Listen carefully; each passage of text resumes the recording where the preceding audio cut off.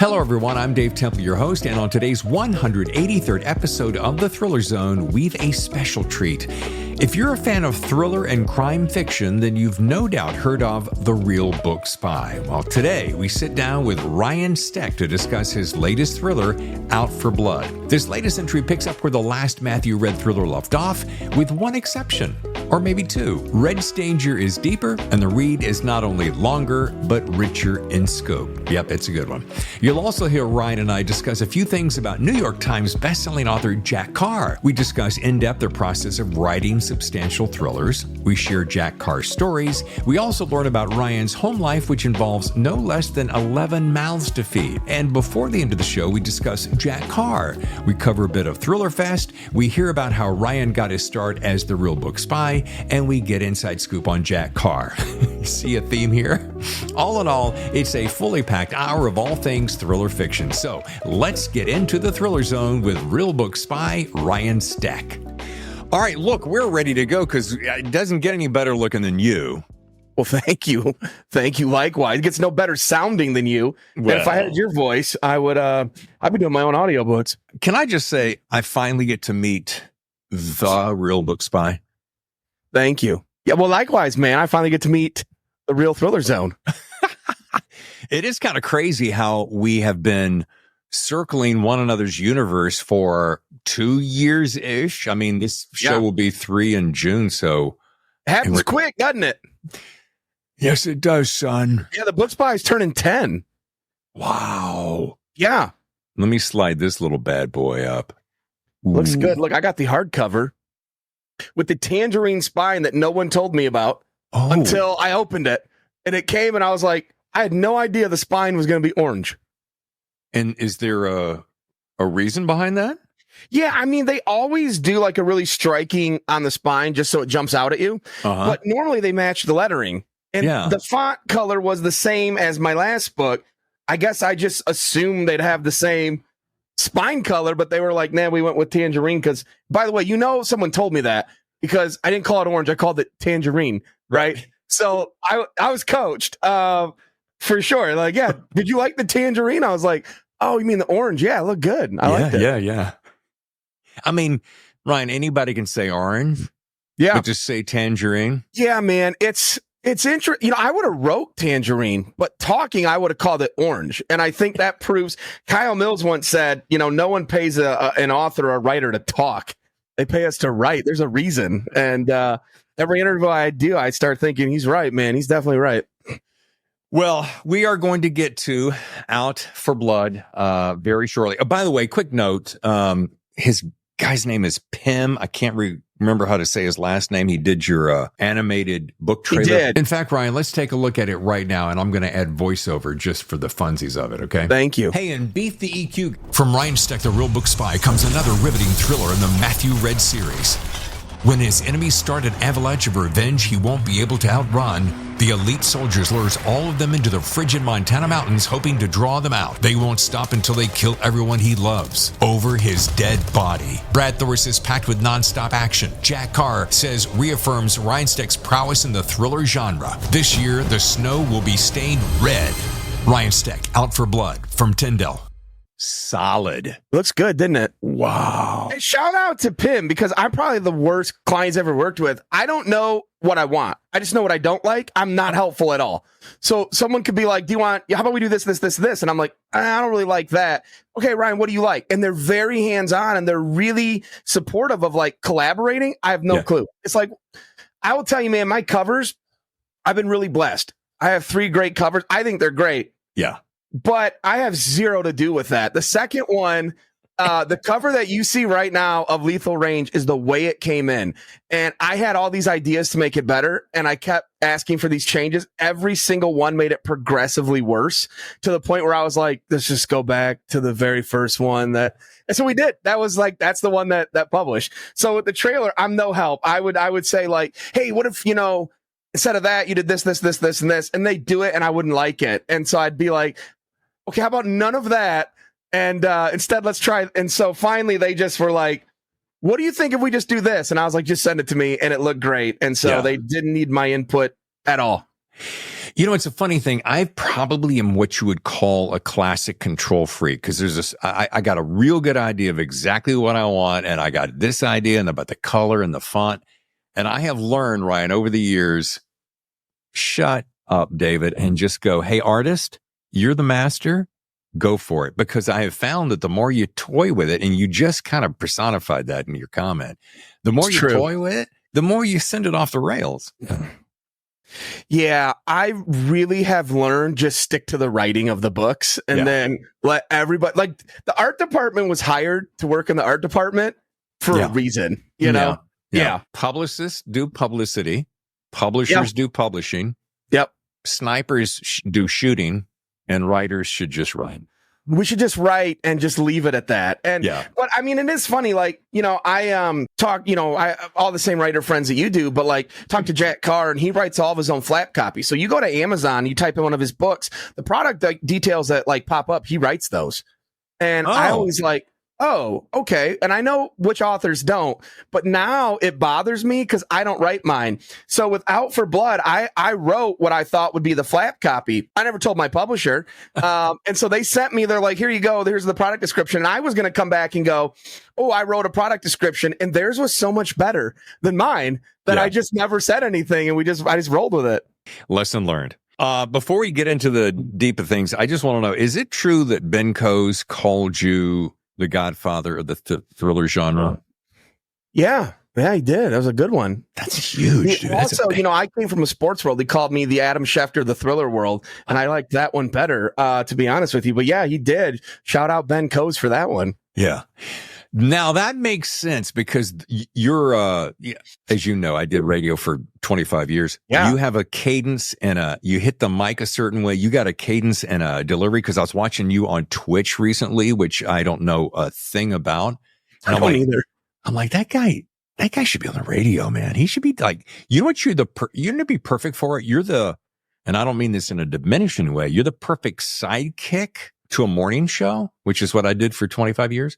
Yeah. Because you're the guy that I could always look to and go, and I'm not one of those egocentric, hungry guys that I got to have all the limelight. But if I know your strength, I'm going to go, Ryan, what do you think about that? Boom.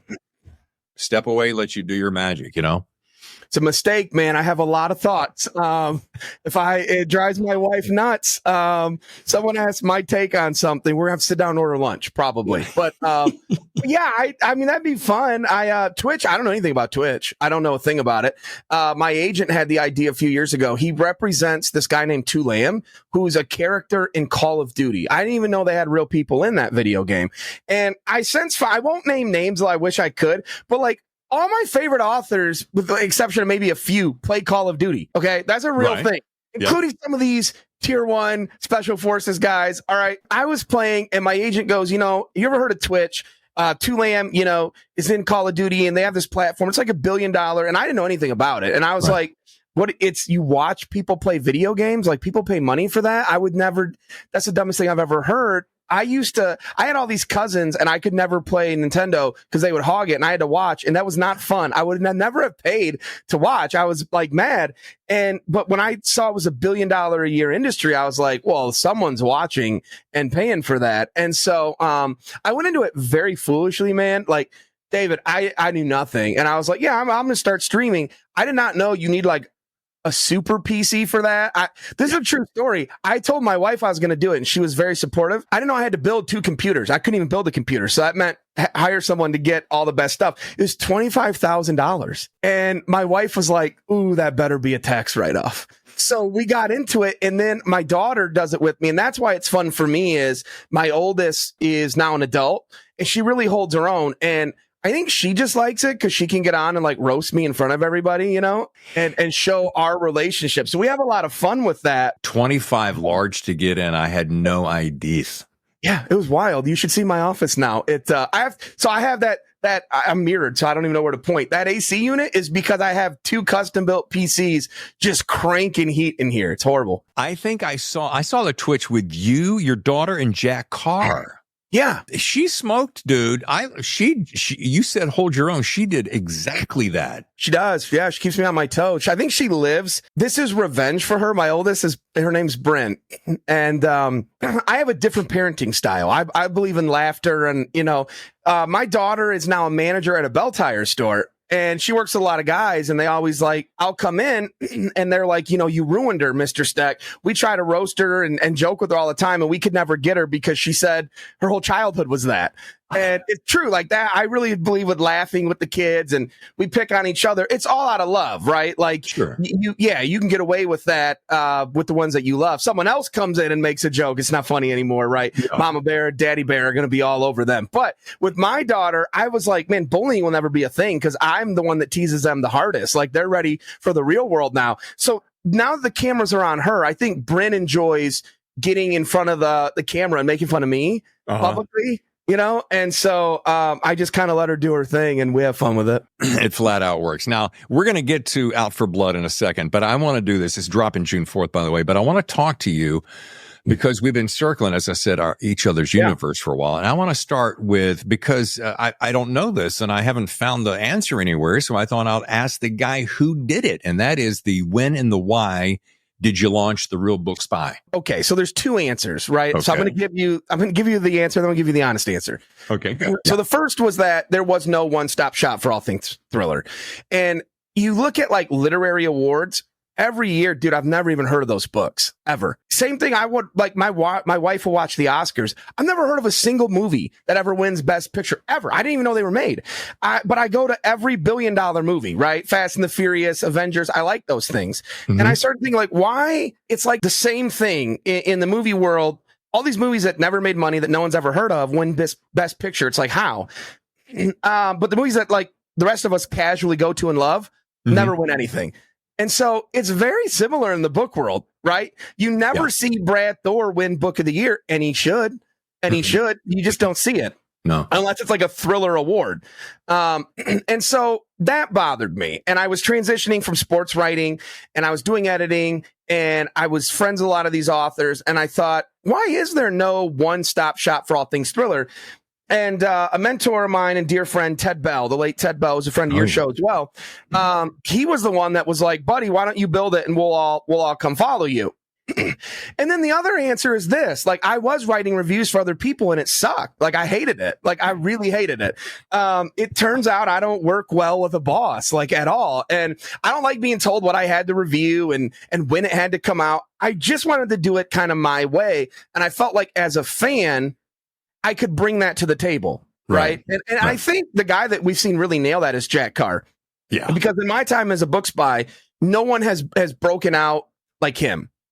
It's probably, and I say this all the time, it's probably the closest to like what it would have been like to cover Vince Flynn or Brad Thor in the early 2000s. Absolutely. And so you're seeing Jack come out. And the thing I love is he's a fan first and foremost. He always talks about that. He loves other books, other authors. He's always propping everybody up. And so I came at it from sort of that standpoint, if it makes sense. I wanted to be a fan and help people like me find more books that they would enjoy. Yeah.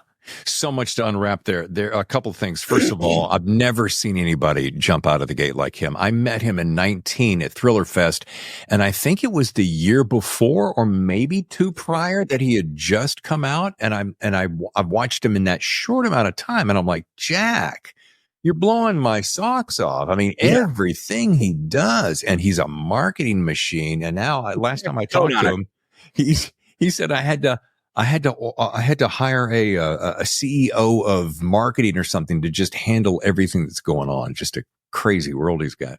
And they're busy. Yeah, he has a new chief of staff, I think, and they're super busy. That's it. Because Jack he's rolling, man. I was one of the first people to read the Terminal List way before anyone knew about it. And so I got to talk to him before he was the Jack Carr. Right. And he's the same exact dude. Like, that's what's so cool is he's not changed at all. I will tell you something funny.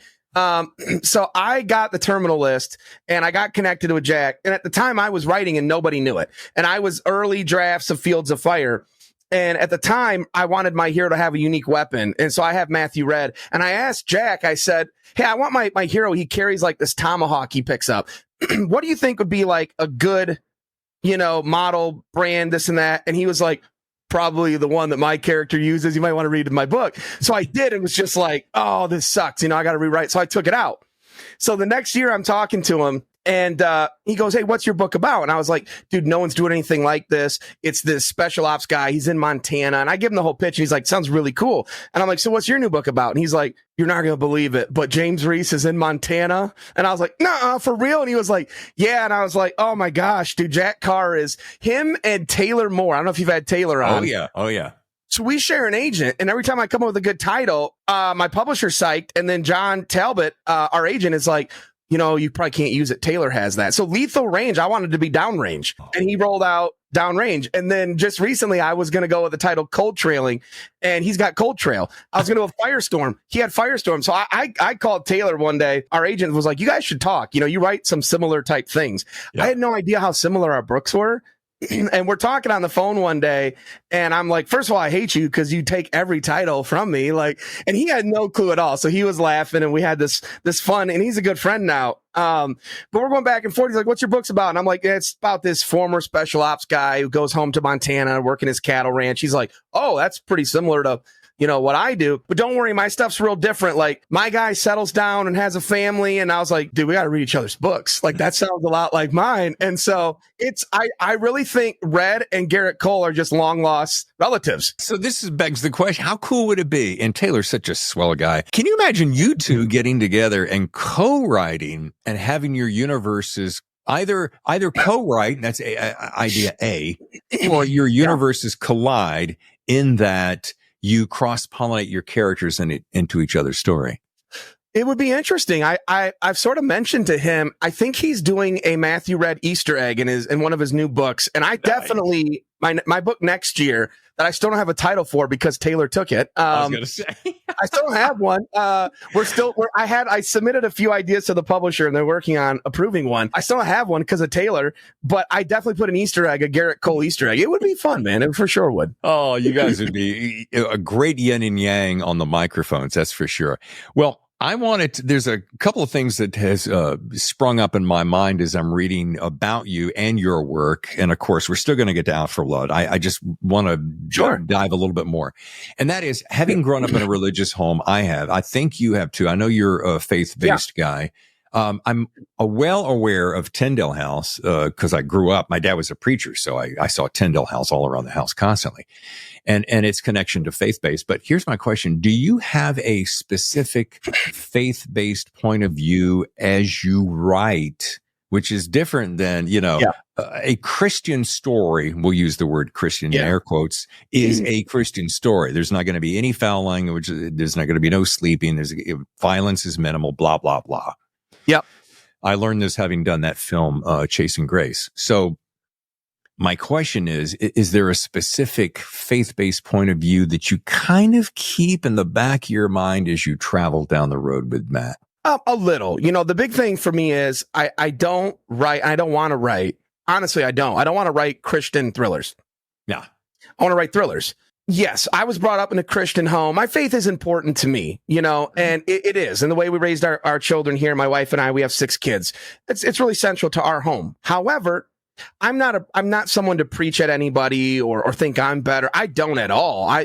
If someone became a believer tomorrow, they're probably already a better Christian than me, man. Like I don't think I'm better than anybody. So I never wanted to write books like that. But one thing that I kept just kind of laughing at was the idea that Matthew Red, his father-in-law is a preacher. And I couldn't get over what it would be like to sit in church on Sunday and hear things like thou shalt not kill. And then on Tuesday have to go kill a ton of bikers, if they're trying to hurt your family. Like, it was something I felt like I wanted to explore. But also, I think every believer, every religious person has a very different path and maturing process. You're not the same person you were day 1 that you are day 100 or day 1,000. And so I wanted to show what might that look like. And one of the things that you start talking to veterans and service guys, a lot of them are believers. Mm-hmm. And I really found that as a source of inspiration with Matthew Red, with my series. I'll never forget, I don't know that he said it publicly, so I won't name him, but he's another thriller author with a military background who spoke very candidly to me about like, what is it like to go into combat? And he was like, I just prayed the whole time. And I thought, oh man, that's really interesting. I probably would have been too scared to even do that. Like, I don't even think I would have had a thought, like, and that's where they talk about you rely on your training. And I thought, okay, there's a market, I wouldn't say that the faith elements are a central theme to the books. Mm-hmm. And I'll never be someone that's preachy. I think there's authors that do that really, really well. And I wouldn't call it preachy, but like Joel Rosenberg is the standard, and I still don't think he writes Christian thrillers. I think he writes thrillers. He's got a little bit more of a message than me. In the back of my mind, I know where Red is heading. But far more than, where he's at from a religious standpoint, I kind of know where he's at just as a person. Because to me, he lives inside my head, right? Matthew, right. People like, I get asked all the time, are you Matthew Red? And I'm like, my wife probably wishes I looked more like him than I do. But if I were 6'3.5" and 265 pounds of pure muscle with a nice tan working the ranch, I probably would say more things that he does because I could get away with it, right? I see him, the end game with Red. I know where I want him to be as an adult. Not where I don't even say where I want him to be. It's like I kind of just see where he's at later in life, and it's my job to show how he gets there. And so I'm answering that question a little vague just because there's a lot that happens in this book and then in the next one that comes out next summer, untitled, thanks Taylor. And you'll see some of that growth. That's what I would call that. A lot of character development and growth. But gotcha. I haven't really gone too deep at all in the religious elements just yet. Okay. Yeah, made me think about something. How funny is it that so many of our heroes in these books, military thrillers specifically, end up looking somewhat like, is it Alan Richardson, the new Jack Reacher? Yeah. Right. That because what you just described is about what he is and looks like. Yeah, it's kind of crazy. Yep. Since I am relative noob to the Ryan Steck fan club, I'm wondering if there's something that you kind of, since you just referenced faith, is there something you'd like your readers to kind of walk away with, some kind of an inspiration or a feeling or a message, or is it just flat out pure entertainment? So my number one goal is to entertain you. Yeah. Definitely I want to entertain the reader. But the hidden message I think for me is really simple. Blood makes you relatives. You choose your family. Yes. That's important to me. My first 3 kids are adopted. I was told I couldn't have kids or probably would not have children. Boy, that was a lie. My first 3 are adopted, and then my wife and I, we had 3 more. And so now I have 6 kids. So, but what I would tell you is if you watch my streams on Twitch with my oldest, she's more like me than any of my other kids, which makes no sense because she doesn't have any of my DNA. Yeah. And she's the most like me. And that's wild to me. Matthew Red's world is a fictionalized version of mine. His best friend in his books is a guy named Mikey Durhammer. That's my best friend. He lives like 200 steps that way. Okay. Yeah. Like seriously, my house looks at his house. Red gets a canine companion at the end of book 2. And it was very prevalent in this book and Out for Blood, Rubble, his Rottweiler. And I'm shocked you haven't heard him yet in this interview. Rubble is my real life Rottweiler. He's a 130-pound Rottie that I just take what's real to me and fictionalize. And I really, I have relatives I've not seen in forever that I have relatives, I have cousins I've not seen in my whole adult life. Yeah. But I have people that I love that I consider family that aren't blood. And when you look at Red's world, that's very much true. And that's sort of a message that I believe in. And if there's anything I've preached at all, that's probably it. By the way, I saw your rut in, I think it was Instagram when he was a puppy. And so he's now a $130. He's a big boy. Yeah. Well, and I got suckered. Okay. So here's the deal, David. Okay. So everyone wants my dog because he's like, he truly is. I've had dogs my whole life and I thought I loved dogs. It turns out I never did. I loved Rubble. It's so different. I never taught him anything and yet he knows everything. He's completely obedient.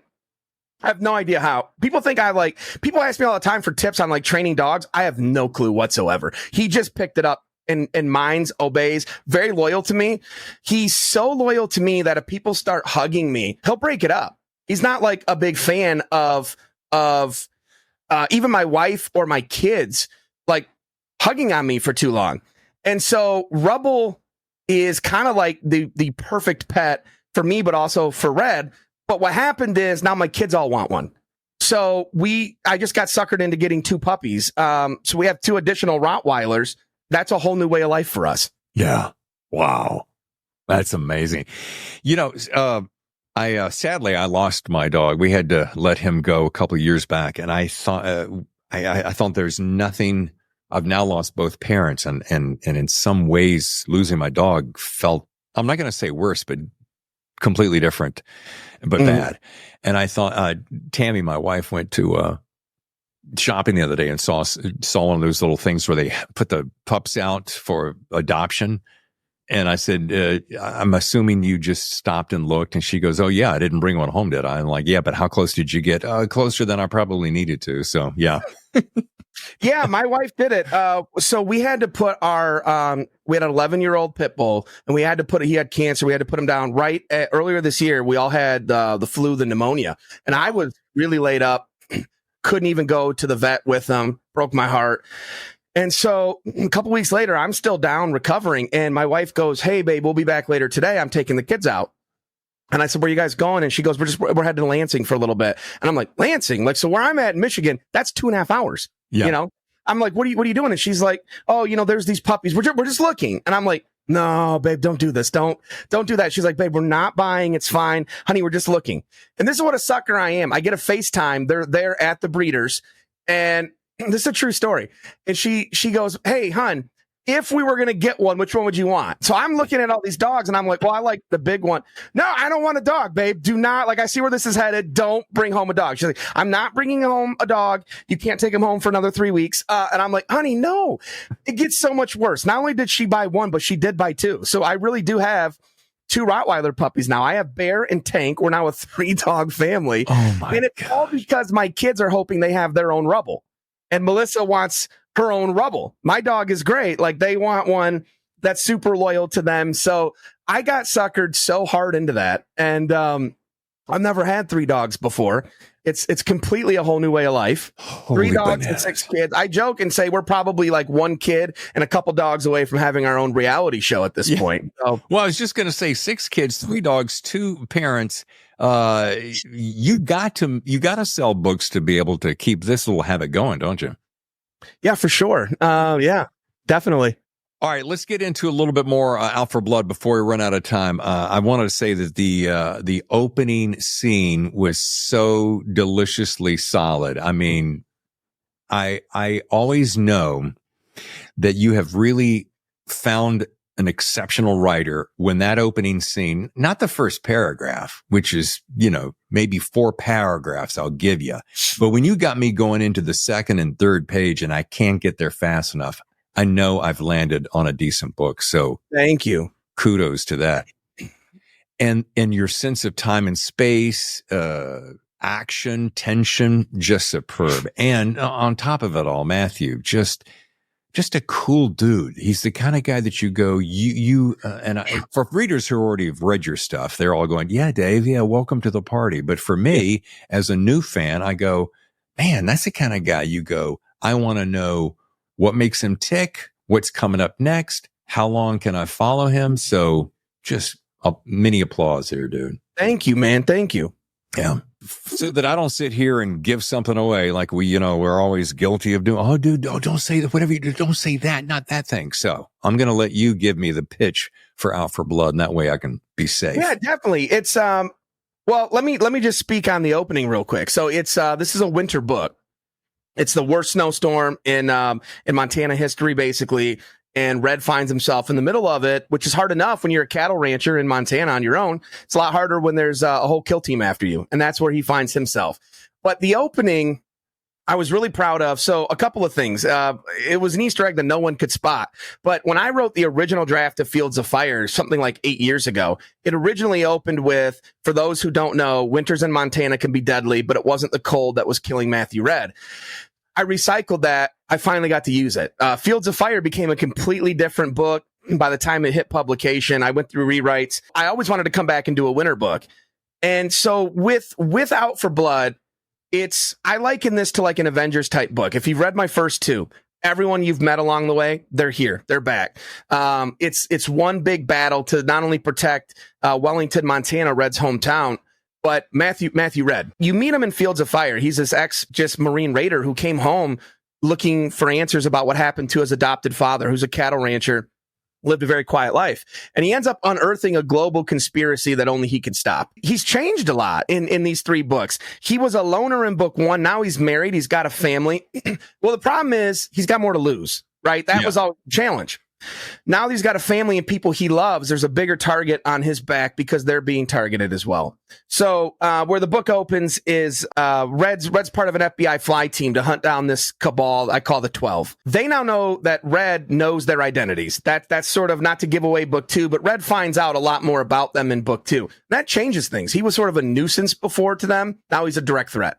Now they know that he has their information, which means they got to take him out. So they're not just looking to silence him now. They're out for blood. They're going to threaten him and everyone he loves. And it becomes a question of how far will Matthew Red go to protect everyone and everything he loves. So when he gets a call that he's got maybe an hour until there's a whole kill team at his front door, he's got to figure out I have absolutely like no preparations for this. So What do you do? And that was the fun part for me. That was the jump off point. He sends his family in one direction with people he knows can protect them. And he goes by himself with his horse Remington and his trusty 130-pound Rottweiler Rubble. And he heads up in the middle of a snowstorm into the mountains of Montana, hoping that he can use the land as an equalizer. And it just kind of all is downhill from there, or uphill, depending on how you look at it. It was intimidating to write, because I've never written anything this big. I knew if you've been a reader from the first 2 books, there was going to be an expectation. You probably saw where this one was going, and I really wanted to make sure I delivered that. And it was kind of hilarious because when I sat down to write it, I'm writing a winter book. Michigan got one of the worst snowstorms we've had in decades. And so I would just walk outside out of my porch and stand in like an actual blizzard and then go back inside and write it. So it was pretty... And my next book is a wildfire book, which the first day I went to write it, we got the smoke from Canada that came over the US, and I'm sitting outside, like taking it all in, like, okay. So, I'm really proud of this book. The reactions have been amazing. We got great quotes from Jack Carr and Brad Thor, literary heroes of mine. It's a revenge book for sure. Yeah. Well, it's just flat out dynamite. And at 342 pages, which, by the way, call me crazy, call me an old man, but I think you shrunk the font by a notch to be able to get it at 342. Because I'm sitting there reading it, and I'm a couple of hours in. I'm like, I'm adjusting my glasses. I'm like, what? Am I getting old that fast? And then I pull out a few other books, and I go, oh, you shrunk the font a little bit. That's it. I mean, it caught me off guard too. I mean, I think they got to keep printing costs down. It was a big book. I can tell, authors measure in word count. And this one came in very close to 130,000 words. Is the biggest thing. A normal thriller is 100,000 words. This had been the biggest thing. And then, now I'm writing the Alex Hawke books for the late Ted Bell. Yeah. And I did my first one called Ted Bell's Monarch. And that's over 130. That's closer to 140,000. So Out for Blood is no longer the biggest book I've written, but it's for sure the most action packed. Now, how did you get past your agent and or publishers the fact of going 30 plus over if 100's about the average? Yeah. The key is, here's the secret. You just don't ask. You just turn it in and it's over. And look, the rule in publishing is if it's going to be over 100,000 words, it better not feel like it. Yeah. So really what most writers do is you just play stupid. You're like, oh, I didn't realize it was a little over. You can't do that at 130,000, The great Tom Colgan at Penguin, when Monarch was running over, I called him and made sure it was okay. But I asked if I could turn in like at 120. He was like, it's totally fine. It's no big deal. And I definitely sent in at like 135 or 138. I give Tyndale a heads up too. Yeah. Before we go to break, I wanted to say, and my memories of Ted Bell are as yours are as well. Just phenomenal. One of the nicest men that walk the planet. Giving, brilliant, classy. I got to know him really well, closer to the end. Unfortunately, too close because we were going to hook up and get together in Miami when I was going down to visit family. And then we got the news, and I was crushed. It took me weeks to get over that. And just what a legend. So kudos, memory to our good buddy Ted, and kudos to you for taking over in his stead. Thank you. That interview that you did with him, I went back to watch a lot before I was writing. I went back and watched every footage that we had of Ted. Everything I knew about the books, I'd worked with him for a long time behind the scenes. and I wanted to go and everything I thought I knew that he felt about Hawk in his series, I wanted to go watch every interview I could find. And so I watched not only his interview with you, but also the you put out a quick show after his passing, man. And that was really beautifully done. So kudos to you. And shout out to Ted's daughter, Birdie. Yeah. Who now runs the Ted Bell estate. And I'm super, man, it's hard to put into words, when they asked me to do it. And David, I was so stupid when my agent called and said, hey, Ryan, everyone wants you to be involved. I thought they meant like behind the scenes as an editor or something. Yeah. I had no idea they wanted me to write it. Wow. And so when he was like, no, we're talking like as the author, I was like, oh my gosh. And it was a lot to get my head around. When Ted meant a lot to me, that when I got the news that he had passed, I locked myself in my office. I cried. I don't even think I've cried that hard since I was a child, man. Yeah. I wept for hours.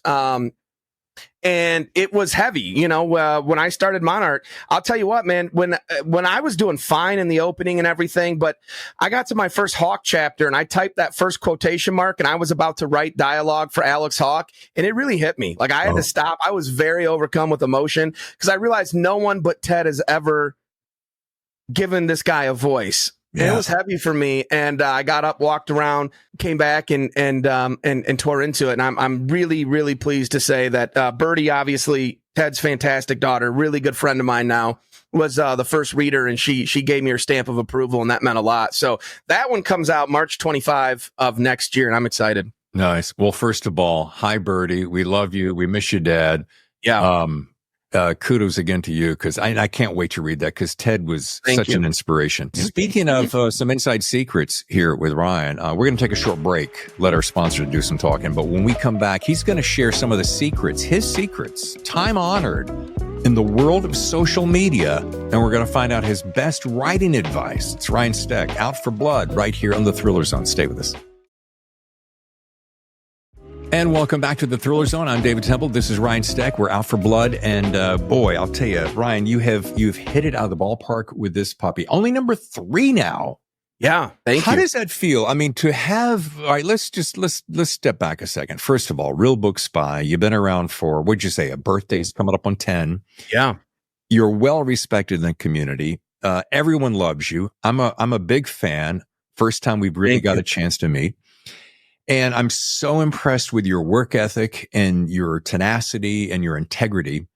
And I know that you got some inside secrets because I've been watching you on all the social media. And I was asking myself as I was writing notes over the weekend, I'm like, find out from Ryan what that secret sauce is. And not the writing advice. We're going to get that in a second. But the way that you're able to lift the Real Book Spy and your books and other authors and serve this whacked out world of social media simultaneously and be so successful at it. I mean, I wish I knew. I wish. Look, secrets I'm good at. My favorite thing is my favorite writers that are now friends is to call them and scoop them and tell them, I'll just casually mention the title of their book or something and just see what they say. Yeah. Or mention things, and every time people are like, I can't believe you know that. And I'm like, I'd be a pretty terrible book spy if I didn't. Right.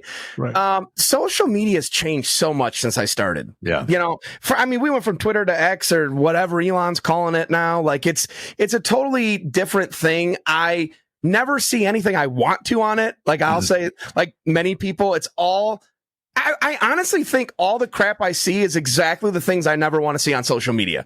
Yeah. Like, do whatever your algorithm is, just reverse it, and we're probably good. But I do think it's a powerful tool when it comes to finding people who are like-minded. It's becoming harder to reach those people, I think. And I was probably fortunate enough to get a bit of an audience before things changed a lot. Yeah. But I do think, look, and this is true for men, like for male readers, like, look, let's be honest. Okay, if you weren't doing the show, and I'm not the book spy, and none of this exists. You read a book you really love. What do? Who do you tell about it? You tell your friends. Yeah, but I don't think we do that as often as we probably should. I think most men are pretty terrible. I'll bring up a book to like a guy friend or even my dad. And he'll be like, oh yeah, I love that one. And I'm like, oh, you read it? Yeah, it was really good. That's it. That was the whole discussion.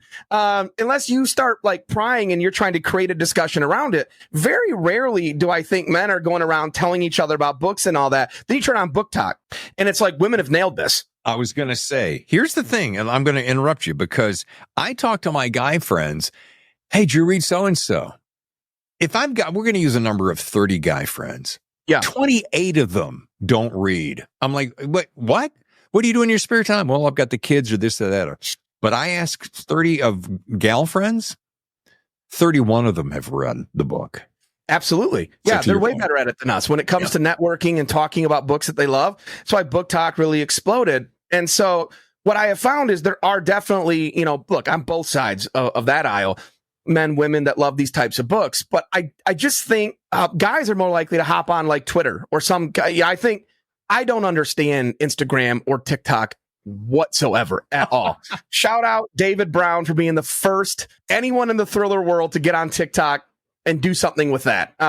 David Brown, the wizard of Atrium Mystery Bus. Didn't he just do something the other day where he's sitting in his, no, it's William Kent Kruger sitting in his office pretending to be. Yeah, now, man, he's got guest lineups. Brad Thor had a great one that they did. Jack Carr's got a new one. Like, if you aren't following Atrium Mystery Bus on TikTok, you should be, because it's the same flavor, but like a totally different package than what you would see on, Twitter or X. Now, I think social media is a tough nut to crack.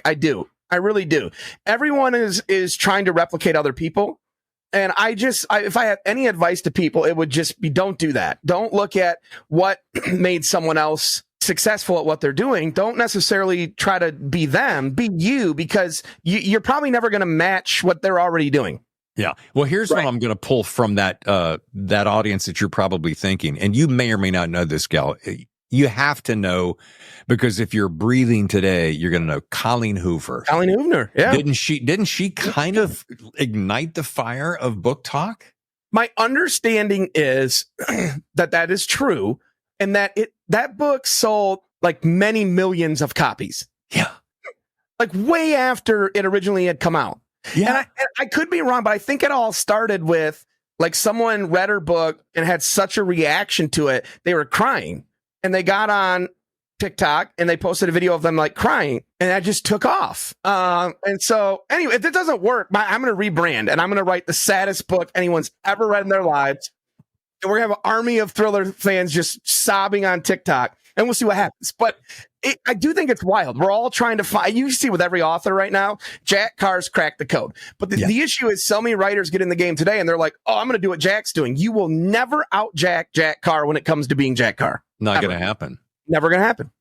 Well, it does help the fact that he has several movies, TV shows, an entire shopping network at his beck and call on his website, and he turns around every single time. And if it's not cross tomahawk cutting boards, it's knives or cocktail glasses. I mean, he's just turned into a phenom. No one can do what he's doing. No, nobody. And if you tried, it wouldn't be the same. You'd be Jack Carr light, and no one wants that. We want the real Jack Carr. So everyone's got to find their own footing, I think. And this is by far, no one talks about this enough, but just in the spirit of honesty, this is the hardest time I think it's ever been for thriller novelists since Clancy sort of redefined the genre. Yeah. It is so much harder today to find an audience, to gain a readership, to get your start than it ever has been. You go back to the late 90s, early 2000s, Vince Flynn, Daniel Silva, Lee Child, Brad Thor, Josie Rosenberg, Kyle Mills. All these guys were just starting out. Mm-hmm. Michael Connolly's. They're all still here today. Yeah. That next wave, Brad Taylor, Mark Graney. It's getting pretty short after that list, right? Yeah. And then you're like, next wave, it's like Jack Carr. It's getting harder and harder and harder now to continue trying to break out or really gain footing in this genre in the industry today. So, but let's look at Ryan Steck for a second.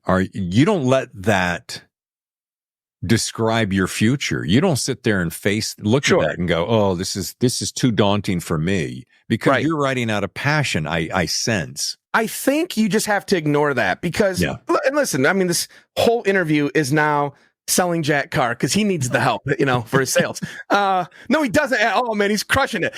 He definitely is. But no, I mean, listen, Jack always says, never tell me the odds. Someone did it before me. And that was his attitude as a Navy SEAL. That was his attitude as a novelist. And I think that that's very true. I'm blessed because I talk to famous, wealthy, established, successful authors all the time. So you're like, it could happen. It would be the most daunting thing in the world if you're brand new to the industry and you're coming in and this has been your dream. I don't know how you start that today necessarily. Well, you got to have a nest egg. You got to have a team behind you, and you got to have a tenacious spirit unlike any other. And by the way, I know Jack's on the top of your book, but we really don't have to make this the Jack Carr special. I mean, it is. It's been the Jack Carr show. It's all good, man, because I love Jack Carr. And let me tell you what, his readers are everywhere. So I had on one of the Jack Carr mod watches, the Aries, he's got branding with everybody now. I had one of those on. And I was with my wife. In the acknowledgments I mentioned, I don't go into too much details. My wife had very serious health issues when I was in edits for Out for Blood, writing Red Fort, and it tested me a lot in ways I never expected. And you're down. We were at U of M Med.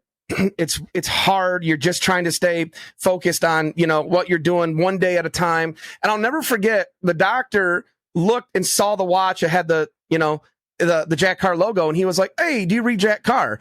And it was like, yeah. And it brought me back into the world that I'm in every day. And I really mean this, David. It took the scary out of the situation.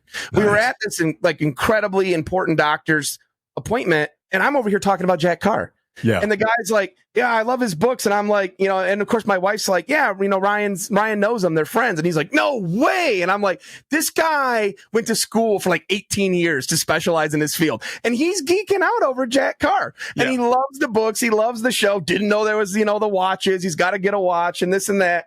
And Jack is such a stud. He'd probably be mad I'm saying this, but I text Jack and I tell him all that. And he's like, "Get the doctor's name and I want to send him a signed book." Wow. And that's the real Jack Carr, man. Yeah. That's why he's so successful, because the guy is very sincere. That's the truth. He is. And you know what? It would be fun. When I was watching you and Bryn and he on that Twitch, I thought, man, how much fun would it be, the three of us? That would be a hoot and a half. All right, as we get to wrap, because I told you we'd be out soon enough because you got your hands full, and I do want to finish with your best writing advice, because for a guy who has been at it for only 3 books, but it feels like 6 or 10, I know you've come up with, and I know you've heard this on the show before, and a lot of people go, "Oh, Dave's closing with the same thing." Well, yeah, because it's the one thing everyone really likes. I like that signature saying. So what is that? If you're bound to have distilled it down to something, if you're teaching it at a class, etc., you got the tee up. What do you think? Right. Everyone says, right, what you know. And I think that's not true, man. My series is set in Montana, and it's about a guy who's a former Marine Raider, now turned cattle rancher. I am the most city boy you'll ever meet in your life. If I had to go to Montana in the middle of a snowstorm, I'm dead for sure. By nightfall, I'm dead. Promise you, I'm never making it. I didn't know anything. I'm writing the Alex Hawke books. I pitched Tom Colgan an opening for that, and he goes, "It sounds great." And I freaked out because I was like, I don't even know where to start. I had to go do 2 weeks of research and talk to so many people to get my head around it before I could even start writing that. Write what you know used to work, I think. Now, I think it's so competitive. It's so hard to get into this business. Write what you want to read and write what you're passionate about. Because if you want to be a writer, it's going to require a lot of passion. It's going to require the never tell me the odds attitude that we've talked about with Jack Carr, because he needs another shout out because he didn't have enough. No, but seriously, man, you got to steel yourself for, this is not a get rich quick scheme, or let me just write a book like so-and-so. That's not how this works. It's not how publishers work. It's not how agents work. So you got to write something because it's so part of you. You've got to get it out. And if it gets published, hey, even better, right? I wrote Fields of Fire. That was my first book, knowing it may never get published, but it was so inside of me. I had to put it on the page and see what it looked like. I felt like I owed myself that. I owed the characters in the universe that. And now you just keep going. I think so. Write what you're passionate about, because you're going to need it. You're going to need it. And then write what you want to read. I want to go back one quick second, because you wrote that first book because you said it had to get out of you. Were you sitting there and staring at this? Were you looking at the fork in the road that said, do I self-publish because this was a passion and I'm just going to get it out there regardless, which is kind of how I did my first handful of books? Or did I take the right fork and go, I'm going to save this and go querying agents until the cows come home, and not settle until I find one?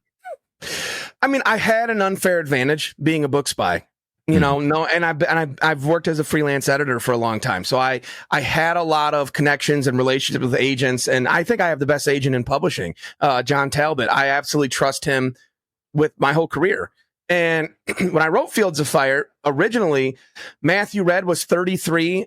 He was CIA, not a Marine Raider. He was coming back to Montana and found a human trafficking ring. And John, I remember, was smart enough to go, like, that's not going to work. It's a good book. No one wants to read that. I want you to rewrite it. Hey, just take the trafficking out. Like, that made it sound not scary. Just take that out. And I was like, okay. And then the editor inside of me kicked in and I was like, well, you can't just take that out. Like there's a ripple effect, right? That's the whole plot. So now it's a rewrite. Now it's a labor of love. So to me, it was never like, I'll just self-publish or this or that. It was, all right, let me take my best swing at this thing. You know, and if I strike out, that's okay. But I'm going to get up there and swing. And I'm going to swing for the fences on this one. I listened to my agent. You got to do that. It's never quick. Your agent gives you advice. It's not like, give me a day and I'll turn it back into you. I mean, we're talking 18 months later, you know, I'm still trying to figure out how to do this. You got to look big picture, I think. Yeah. And I had the unfair advantage compared to a lot of new writers because I was already in the industry in a very weird and unique way with a lot of different roles, editor and book spy and biggest fan, you know, and it kind of came together for me. But that was my mindset of I'm going to take the biggest swing I can. And if I connect, great. And if I don't, that's okay too. I still love what I do. I still love editing. I still love book spying. So I felt like, you know, if it works out, it works out. And now I kind of look back and I laugh because if I knew how great it was to be an author, I'd have been more stressed out back then. I would have been like, this has to work, you know? But it is great. Like, it's really great. I absolutely love it. I've been blessed. People are reading my books. That's so wild to me, man. These books live in your head. These characters are with you all the time. And I just did a PLA event in Ohio last month. And to get to meet readers and stuff like in person and to hear from them, that is so amazing. Like, that is so cool. And so, yeah, if I would have known how great it is, I would have been more stressed out. But I went into it, you know, pretty blind and thought I knew because I worked with authors and I was friends with them. And I had a different mindset with it. But, you know, I got really fortunate for sure. Well, again, Out for Blood is the book. If you want to learn more, go to the website, ryansteck.com. Yeah. And Ryan, thank you so much. I'm so glad we finally got this together. And I'm hoping I'm cheering you for the next book. And for the Ted Bell series, just thank you, man. Huge congrats. Thank you. I'm a big fan of the show. Like, keep it up because I love what you're doing. I really do. I support you all the way. You know, I've seen a lot of people come along since I've been a book spy. A lot of websites that are like book spy ripoffs, and it's hard for me to support those because I'm like, they literally copy everything I do, like the wording of things. And I love when there's people that come around and they're original, like what you're doing. Like, I'm a big fan of that, man. So really support what you got going on and love the interviews you do. And not only do you have the best voice, but you ask the best questions too. I really mean that. So thank you. Thank you. Well, humbled. Thank you. All right. You get out, you take care, and please let me know the next chance we get to sit down for book 4, because it's going to be a doozy. Yeah. What I'd really like to do is sit down face to face. As you know, we've been trying to slide into that more and more lately, and they've become, it's such a different, palpable thing when you get to sit down and just really chew the fat in front of each other. I totally agree, man. I'd be up. We'll make something work for sure. All right. Well, thank you again. Thank you, man. Thanks again, Ryan. Now, folks, you may have heard me talking about it on social media like all week, but next Monday, I'm thrilled to announce I'll be sitting down for a 3-peat performance with none other than the lovely, talented, smart, and funny New York Times bestselling author, Meg Gardner. Oh, baby, it promises to be loads of fun, as always. Now, before I go, a quick reminder. This is our anniversary month, and on the following week, June 17th to be exact, I'm going to let you in on a closely held secret.